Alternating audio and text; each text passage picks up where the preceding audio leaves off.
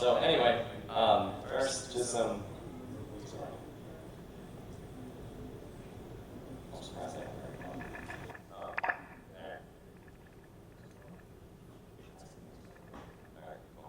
So first, I guess let's just talk about. So hacking a car is sort of different than hacking a computer because when you hack a computer, you hack a web browser or something like this. Once you're running code, that's it, right? That's sort of the best you could ever hope for.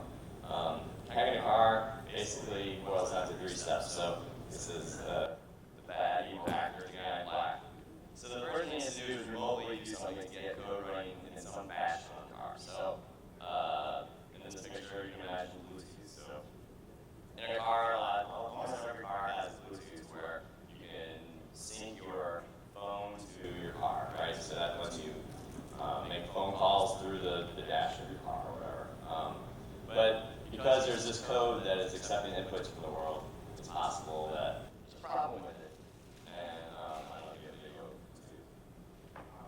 All right. So he has exploited Bluetooth before. So anyway, the bad guy, step 1, get code running somewhere on the car, maybe on the radio, whatever. It's just some piece of the car. But it's probably a piece of the car that you don't really care about, like safety-wise. Like if you take over my radio, you can't necessarily crash my car, right? And you might know what radio station I'm listening to, or you might be turn on the microphone and hear me talking, but it's, which is kind of bad, but it's not as bad as me ending up in a ditch. So step 1 is to get code running somewhere.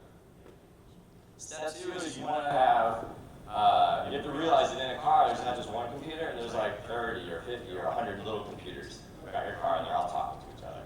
And each computer has one job, typically. So there might be a computer whose only job in life is to do something with your brakes, or to control airbags or something. And so the next step is to see whether you can get messages from wherever you are, radio, to say something you care about, like brakes. So that might be like this stuff. And then the final step is that, so once you can get messages to the brakes, can you do something to the brakes? So maybe there's a feature in your car. So I'll show you some videos later of different features in cars that nowadays that are pretty awesome, that involve things like automatic braking or accelerating the car. But even in absence of those, Karl's going to show a video, I have one of him, making brakes on a car lock up. So that's the very final step of car hacking is the sad face. Okay, so you want to try to do some videos? Yeah, sure. Yeah. That's sorry.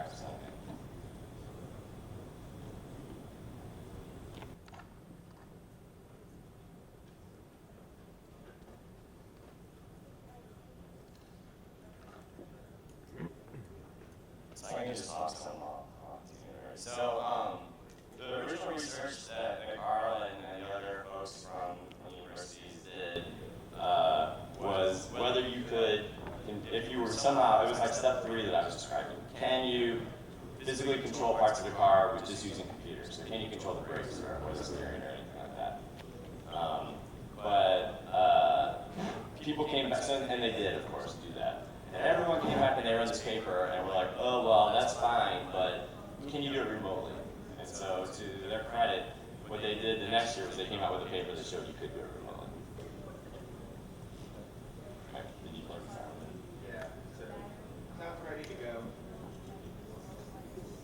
Hey, look, it's Space Road. It is. So you can't actually see it on the screen, the big screen here.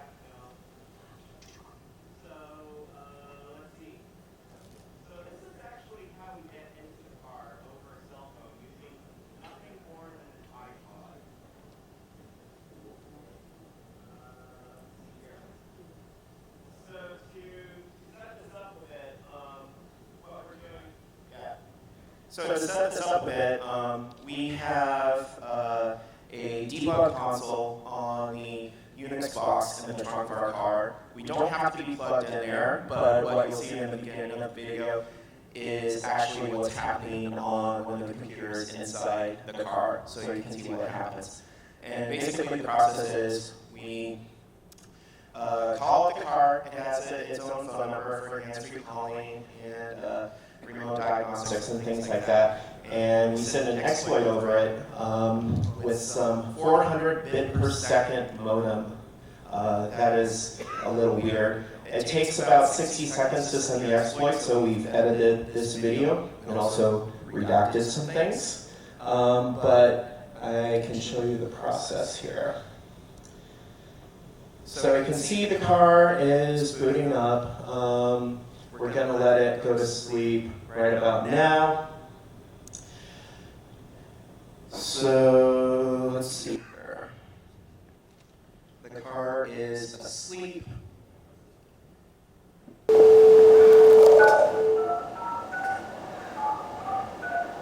have my iPod and some headphones with a speakerphone.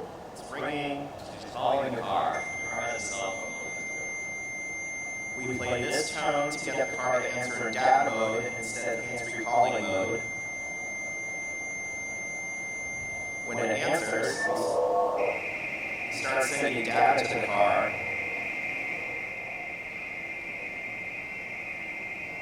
And about 60 seconds later, there was an edit in there. Our car has now been exploited. I'm not sure if you can see it, but it says boom right there. We cleared the watchdog so it doesn't reset. We set up a 3G data connection. Here it is getting its IP address. Now we're pulling down a bootstrap script over FTP. The FTP program's already pre-installed on the car, so it's VI, nice text editor, for whatever reason. Downloading boot script for running our bot, and now we're running our bot, which connects to IRC. So now our car's on IRC. We can start up a direct chat with it, where we then have a Unix shell. So we can like print the working directory. It doesn't have uname, oops. But then we can do like ls. So we have basically a shell on the car, and we can also send CAN packets, both targeted to the car and also broadcast to all the cars that are on this IRC channel.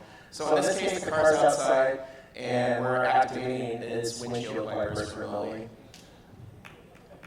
So, but wait, there's more. Let's see here. Where did my window go? So we can also exploit the car with a CE. So the idea here is that we have a malicious song file that we made that you might download off the internet. If you burn it onto a CD, put it into your car, it will actually exploit the car. Let's see here. We've developed a malicious Windows media file that exploits a vulnerability in our car's media player. Now, if we play this media file on any PC, it plays normally. However, if we were to take this media file and run it to a CD and insert it into our car's radio, so the other fun thing about this media file is that it plays perfectly on any other player. But we put it into the radio chews on it for a little bit. malicious code onto the radio, which can then send arbitrary CAN packets. In this case, it will unlock the doors. So at this point, the radio is getting very confused because we're doing some very interesting things to it. And in a second, it pops the locks. Now we're going to get that radio up. Thank you. But wait, there's more. So now that we have a shell on this car remotely, we can now push code onto this car. And we can do fun things like we have the theft program that we can actually push onto this car. And I can show you exactly how that works here. gonna steal this car, please. That's Francie. Start up The the car has top. an IRC button that will let us communicate with it. It's oversized, so it's kind of slow. And then it's just a simple matter of running the fetch program. So we Just pre-uploaded drive the car away without a key. a program onto the car. But we have something on there already. And there's a short road there, so I can't actually show us driving away, but I can in, let's see here, where is the other one? It is this one. So one scenario that we came up with this is that we can use the GPS of the car to find out where an interesting car is. We can have the VIN recorded back, saying what type of car it is and how valuable it might be. If we want to steal it, we run the program, pops the box. I get a notification on my cell phone. I just hop into the car. Might be hard to see here, but there are no keys in the ignition here. I just put it in drive and drive off, and I assure you the car is not supposed to do that. Now, the one caveat there is that the steering wheel is still locked, so you can only drive straight. I have been told it is very easy to break that lock, and on some cars, that lock is actually controlled electronically too. And not only that, but we can also spy on people in the car. So we have a bot that also tweets its location and updates it on the map, and we can also listen in on what people are saying with the hands-free calling microphone and stream that remotely. So first you'll hear me and Alexi talking about something sensitive, and then you'll hear what our colleagues heard in San Diego, streamed over the internet surreptitiously. By the way, my advisor's name is Yoshi. King Bowser's gonna be super excited that we finally kidnapped Yoshi. So we have stuffed Yoshi in the backseat. From Seattle all the way down to sunny San Diego, our colleague notices that the car is now moving on this map here. He runs a program over that shell that starts streaming audio data back to his computer in San Diego, and in a few seconds you'll hear exactly what he heard down there.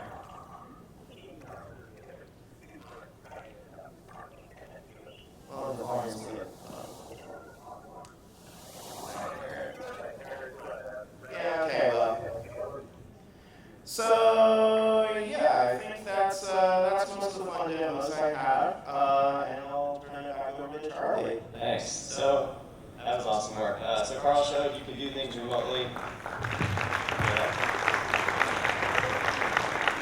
So you can do things like unlock the car, start the car. I'm going to unplug the audio, by the way. And so one of the things that me and my co-researcher, Mr. Alsek, wanted to do was see whether you could do other stuff like, actually they did so stupid, he didn't show video of it. Can you physically control the car?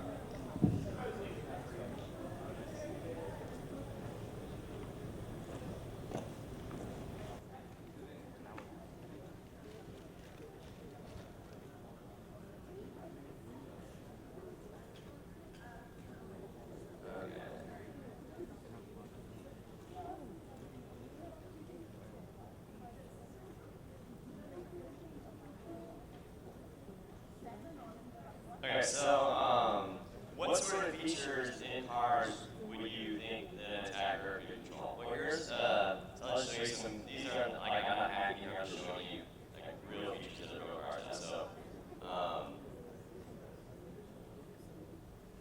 if you had sound, it would be cool. Anyway, so he's driving along, he's not touching the brakes, but the car senses that there's a bus ahead of him, and so it applies the brakes for him.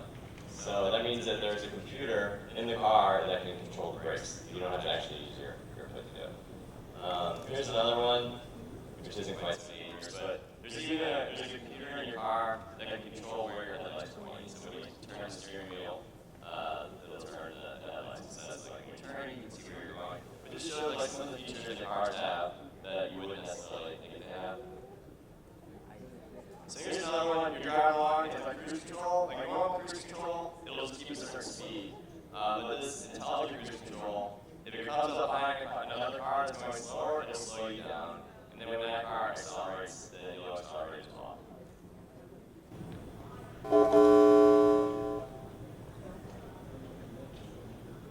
So anyway, you can see he's driving, it's slowed down to 0, and then when the car took off, his car accelerated too. So the driver never had to touch the brakes or the gas. So all that stuff is controlled by a computer. There's also a computer that can control your steering wheel. So here we're driving down the highway, and there's a camera that sees the lines on the road. And if it senses that you're driving out of line, the steering wheel will turn and adjust you back to the lane. So this means, again, there's a computer in the car that's controlling the steering. So as an attacker, maybe you can do that too. And then just more sort of steering here. I'm not touching the steering wheel, but you'll see the steering wheel turning as I park the car because the car has sensors that detect the other cars around and will park for you. So, and it's not just like one steady jerk, it's like constantly turning it back and forth. It's that means there's a computer somewhere in the car that can control the steering wheel. And then this video is supposed to show that the car will automatically stop for you before you hit something, but it's sort of a funny video because it shows that car hacking is sort of different than normal computer hacking because when things don't go as planned, like things don't go really bad as planned. So here's a little box wall that I built, and the car was supposed to automatically stop, but it didn't. So that's sort of the problem with car hacking is when you mess up, you like actually crash stuff. Here's another video of that. My 8-year-old son is recording this for me. But yeah, it didn't stop. So anyway, it was supposed to stop. It really can stop. It's just for some reason. I think he knew that those were cardboard boxes. So let me see what else I want to show you guys.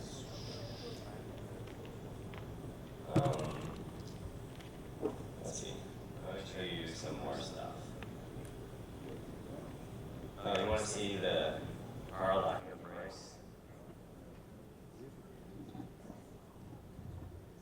This was actually fun because we almost did crash the car into a wall. Can't see it.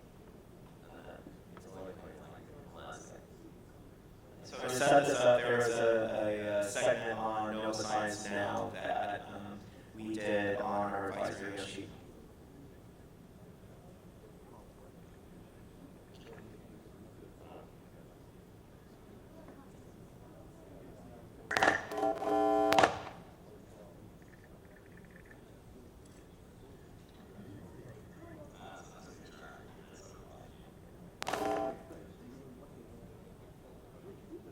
So he sends the command to lock up the brakes, and then the car comes to a stop.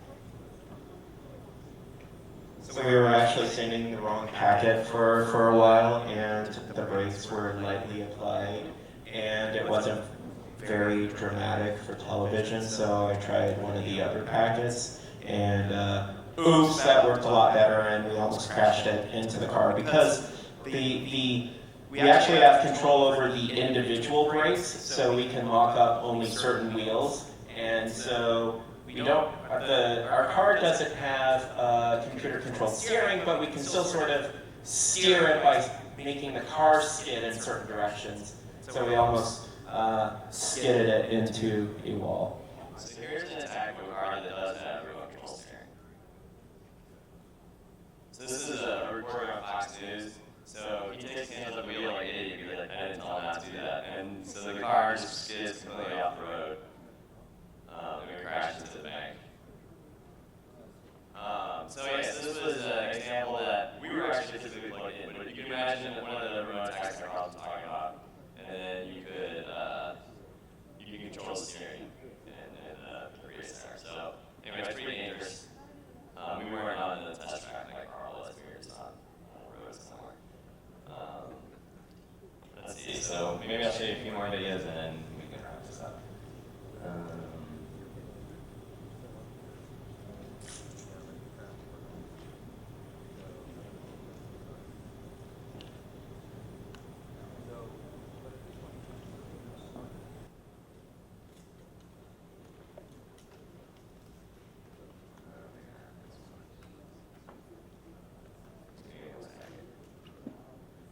Here we go. So here's like some other stuff. So you might ask me what other stuff. So we show you can control steering, which is pretty dangerous. What other things can you control? Here you can control silly things like so you can control the speedometer to show something that's not true. So here I'm driving down my street. I'm going pretty slow, but if you send certain messages, now it says you're going really fast. Here's one where you can control the brakes. So here's my partner Chris and I. We're driving. We're going to send messages to lock up the brakes, sort of like you saw Karl do. This is just a different car and a different mechanism as well. So this is actually a feature of the car that we're just implementing. Here's more steering. Oops.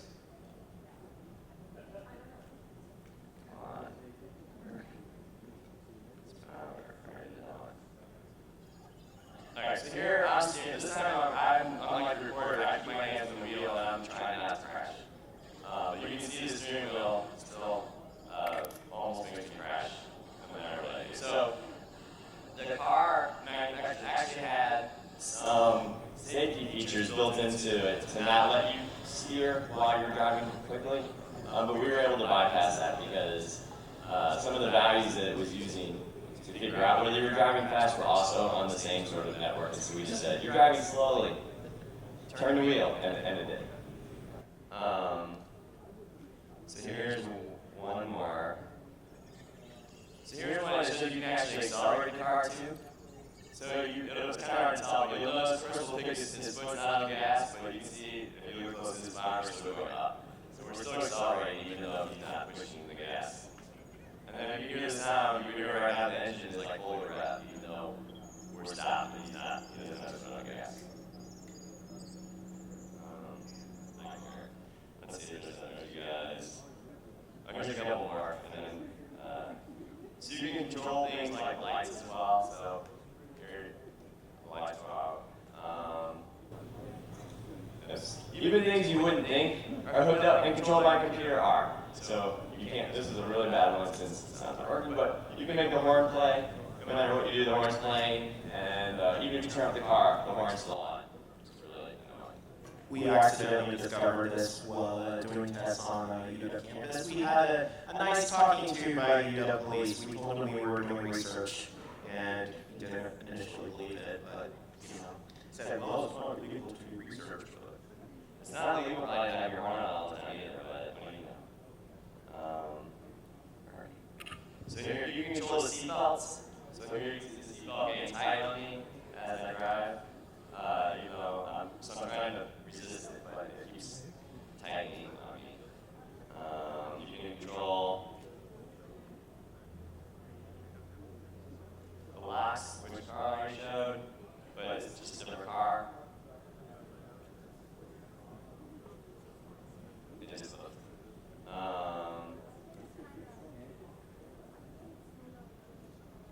The fuel gauge you can control.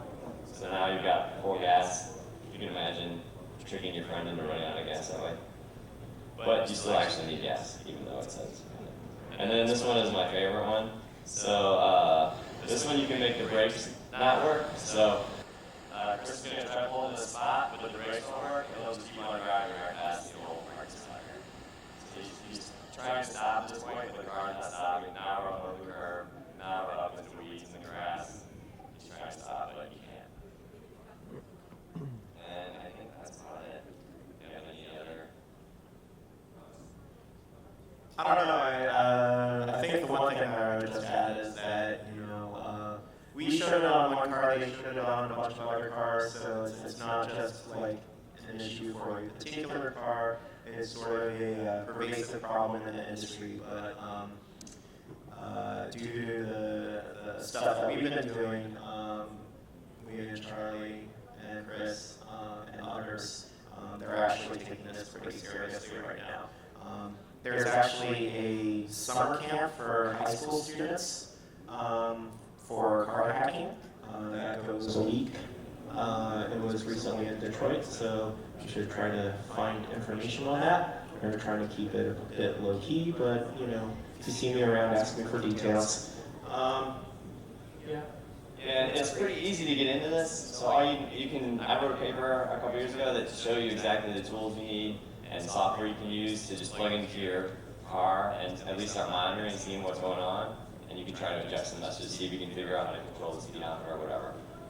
It's pretty safe. You're not going to hurt your car if you use simple stuff. And it's not too hard to get started. So I encourage you to think this is cool, get into it. Email us or whatever if you have questions, we can help you get started. And I think that's about it. Thanks.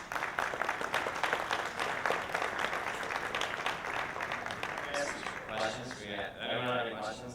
Yeah, right here.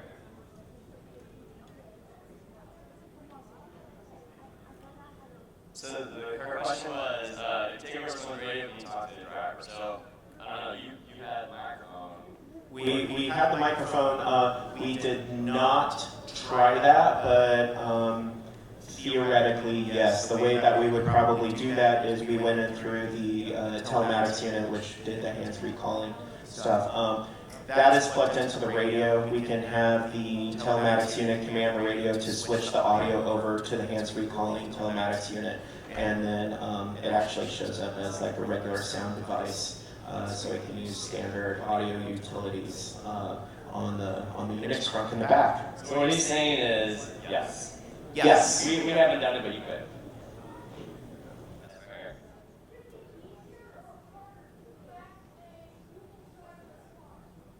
Okay, so the question is, what about hacking driverless cars? I haven't really looked at one. Have you?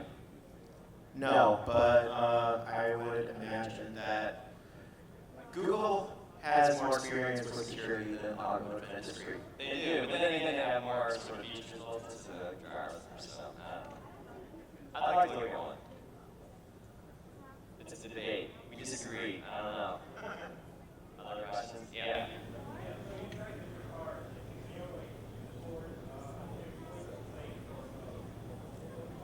No, so all the cars are totally different, and all the messages that control different things in the car are totally different for each car.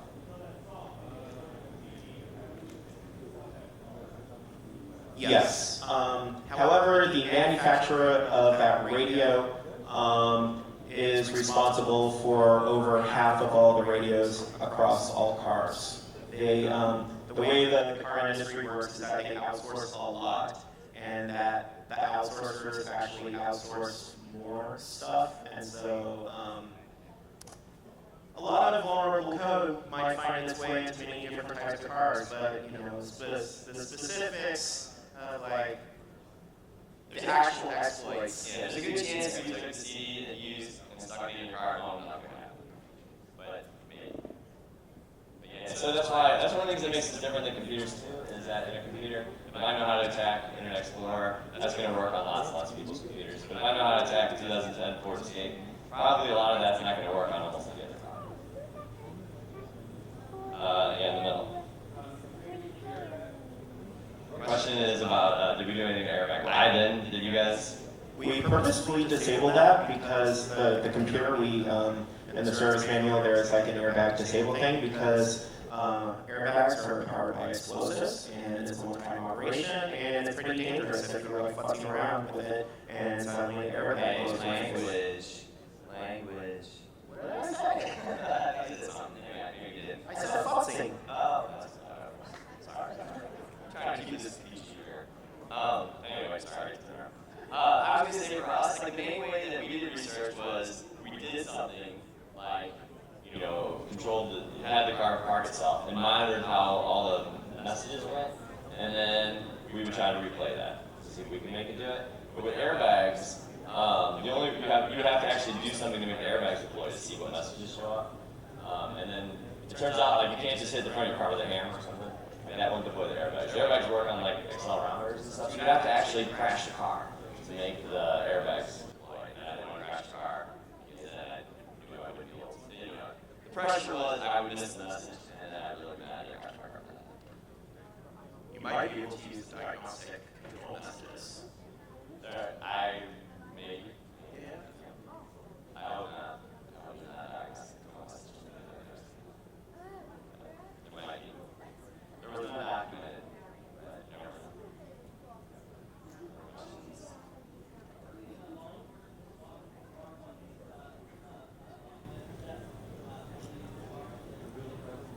So the question is about whether like police want to get involved in this so that they can stop your car. I think there is talk about this. You know about this?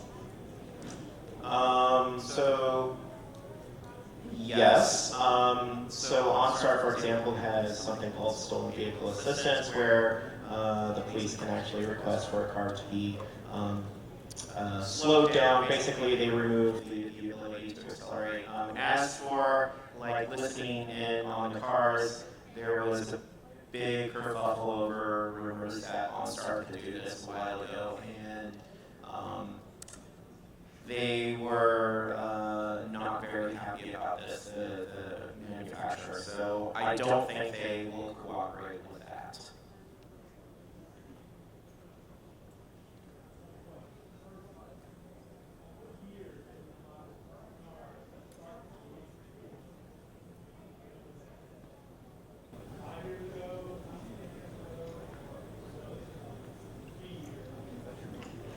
Well, you guys looked at 2010? 2009. 2009. Yeah. So before 2009, I would guess. It wasn't nothing was exploitable and everything was. It was like, once they started adding in things like Bluetooth or things that could talk outside of the car, that's when they became vulnerable. So like, if you take an old car that doesn't have any sort of technology that takes input from the outside world, you're safe. But then you can't do cool stuff. The first telematics unit introduced in the US, I believe it was OnStar and Cadillac in '98. And things have just grown from there, so there's not a clear divide.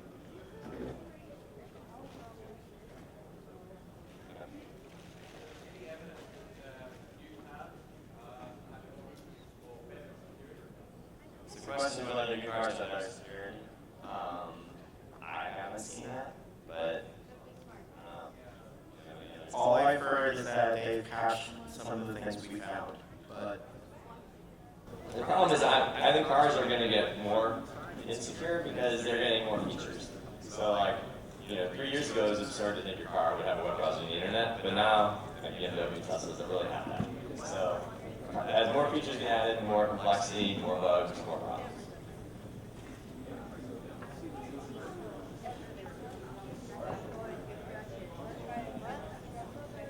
So the question is whether we were part of the group that compromised the Tesla. No, not me.